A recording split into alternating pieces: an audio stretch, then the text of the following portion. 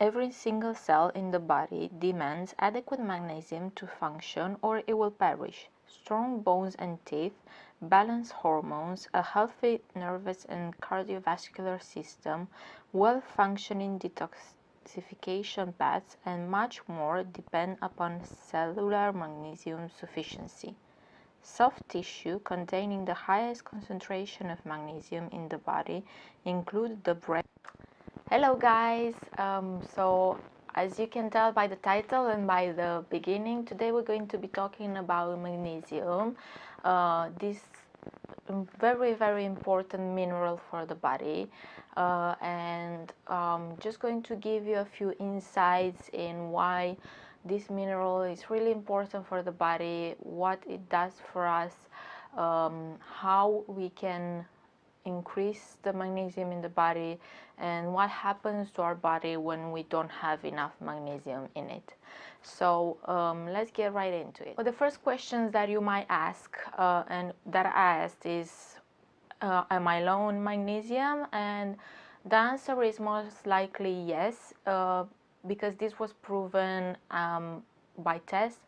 Over 80% of the adults that were tested were proven to have a magnesium deficiency. But unfortunately, the blood tests for magnesium are quite inadequate because only 1% of the magnesium in our body resides in the blood. So the most efficient diagnosis, and most often the diagnosis of low magnesium, is done by symptoms. And if you go to the doctor and you will have a number of symptoms, then you might be diagnosed with being magnesium deficient. So I'm going to give you a list of some of the symptoms that are symptoms of magnesium deficiency. I will put it on the screen, writing, just so you can pay close attention to it and try to write down the ones that you feel you have. Or insomnia, irritability, sensitivity to noise, mental disturbances, anxiety, depression or restlessness, muscle soreness or spasm, infertility or PMS, high level of stress, headaches, heart flutters or palpitations, fatigue or unusual tiredness, coldness in extremities, fizzy brain or difficulty concentrating, allergies and sensitivities, lack of appetite, back pain, body odor, bad short-term memory, poor coordination, insulin resistance, carbohydrate cravings, constipation, frequent cavities or poor dental health, gut disorders, kidney stones, thyroid problems. Well, so these are the symptoms, and the reason I ask you to pay attention and note the ones that you have is because if you have more than one, and to be more exact, if you have 5 of these symptoms, you are most likely to be magnesium deficient. And when I saw this list, I think I found way more than 5, and I was like, whoa, yeah, I really have all these symptoms. And then I think the question is, and the question that popped into my head is, okay, so I must be magnesium deficient. What can I do to improve my magnesium? But before I tell you what you can do to improve, let me tell you a bit more about magnesium. I don't know if you know this, but as I said, magnesium is a mineral, and it's the 8th mineral found in the earth and the 3rd most abundant in water. And the most important is that magnesium is the 4th most abundant mineral found in our bodies, and it is responsible for over 300 reactions in the body. 300 reactions in the body. I just feel the need to say that again because it's wow. So if you didn't ask the question before, what does magnesium do? I want to tell you a bit what it does. As I mentioned, it's responsible for hundreds of reactions in our body.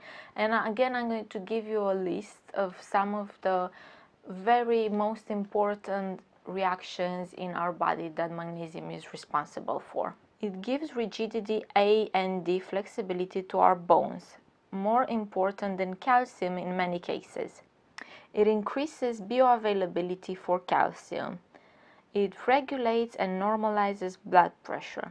It prevents and reverses kidney stones formation. It promotes restful sleep. It helps prevent congestive heart failure. It eases muscle cramps and spasms. It lowers serum cholesterol levels and triglycerides. It decreases insulin resistance. It can prevent arteriosclerosis and stroke. It can end cluster and migraine headaches. It enhances circulation. It relieves fibromyalgia and chronic pain. It treats asthma and emphysema. It helps make proteins. It encourages proper elimination. It prevents osteoporosis. It helps proper vitamin D absorption. It protects from radiation. It helps in weight loss. It helps in listen or ADHD in children. It helps in proper digestion of carbohydrates.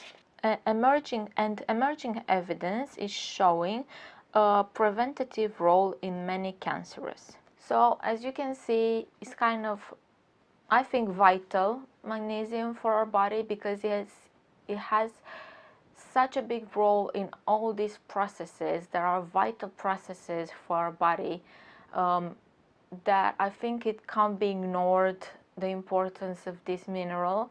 And we sometimes deplete this mineral in our body by having some life choices, so by doing some things in our day-to-day life that can actually reduce the magnesium in our body.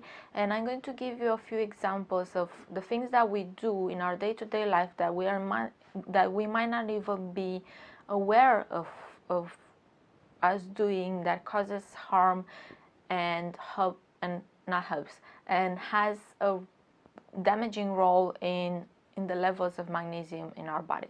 So the first one is consumption of caffeine. This has a really damaging role of magnesium in our body. The second one is consumption of sugar. This is because it takes 28 molecules of magnesium to metabolize 1 molecule of sugar.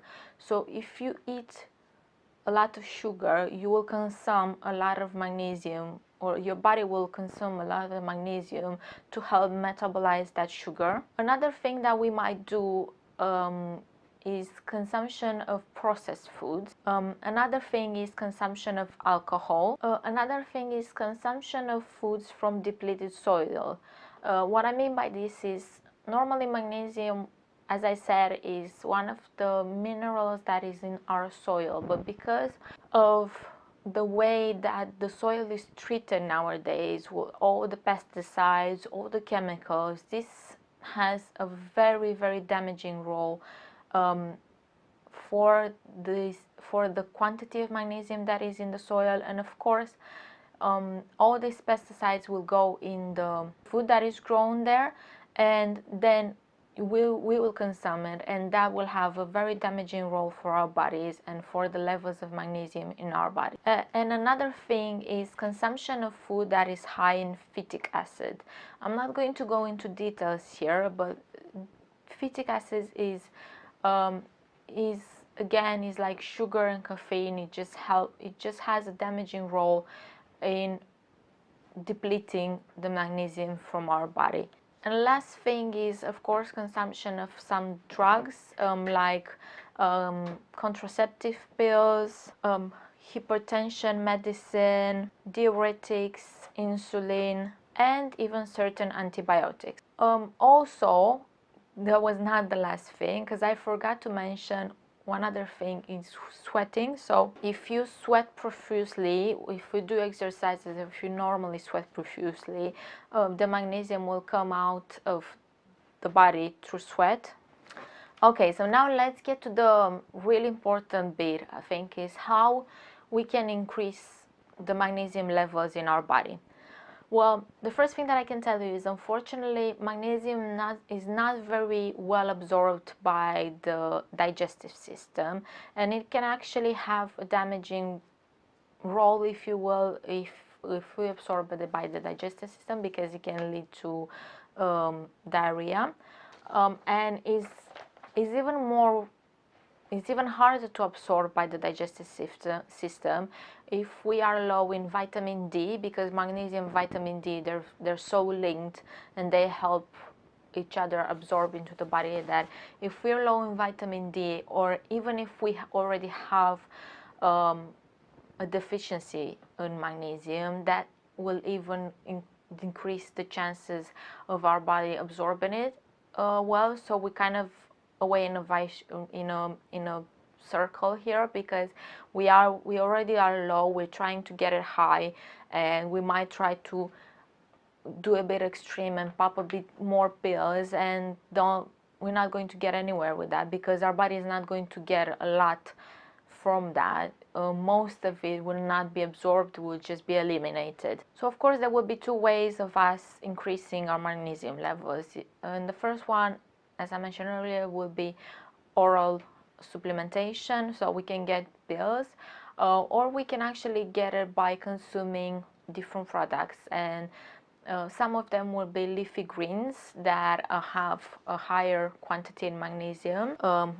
Sea vegetables will also be another product, another vegetable that we can consume that has magnesium in it. And a special shout for this reason is it deserves nettle, because nettle has a high quantity. If you want to do an oral supplementation, I recommend magnesium with time release and combined with the vitamin D. So if you can find a pill or anything that is oral, that anything that needs to be taken orally, try to find something that is magnesium plus vitamin D, and something that is time release capsule or something like that. But another way that we can supplement magnesium, and this is a very good way that we can supplement magnesium, is by topical application, because I think we always forget that our skin is the biggest organ. So we can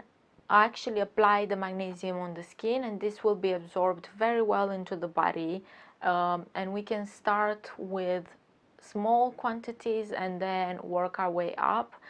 Again, is because most of us are already magnesium deficient, and if we start with a really high quantity of magnesium, we're not going to do anything. It's just going to be wasteful, because our body is not going to be able to absorb a lot of it, and it's going to eliminate a lot of it. So it's just going to waste that product that we put on our skin or that we ingest. By topical application, what I mean is you can get magnesium oils, you can find magnesium sprays that you can just spray on your body and apply and rub, and it will go into the skin very well. Or you can actually have some creams with magnesium. If you're interested in how to do that, I'm going to have a video on next week of how you can make your own magnesium body lotion at home that we are using, and me and my husband were personally using, and it's really good because you can apply it on the skin and you get two benefits. You get your magnesium intake, and you also have a nice soft skin after. So follow and look out for the video for next week. So that was all for this video. I do hope that you found this helpful. I just wanted to draw a bit of a signal of the importance of magnesium, because I had a bit of a shock when I started reading about this and how important it is for our body. I hope that you're not magnesium deficient, but if you are, try to get some of the magnesium by some of the ways that we talked about in this video. Let me know what works out for you. Maybe I can steal some tips and tricks for you from you guys. If you like this video, don't forget to give it a thumbs up. If you haven't done this already, please don't forget to click on this button and subscribe to my channel.